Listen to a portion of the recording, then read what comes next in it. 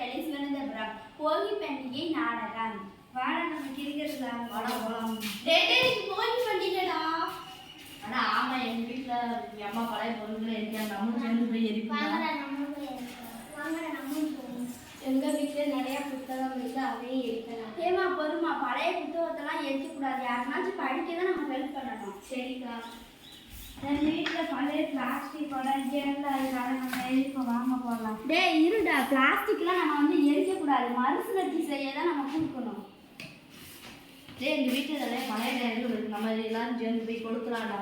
ஆமாடா, எல்லாத்தையும் கொடுத்தனா சுமத்தி மடமடன்னு எரியும்ல. ஆமா எரியும்ல உங்களுக்கு.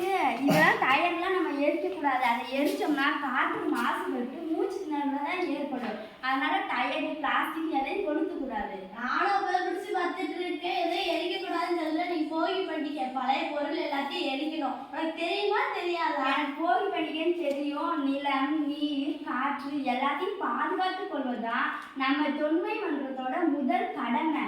சுற்றுச்சூழல் மாசுபடுத்தாத போகி பண்டிகையை இந்த வருடம் நம்ம கொண்டாடுவோமா?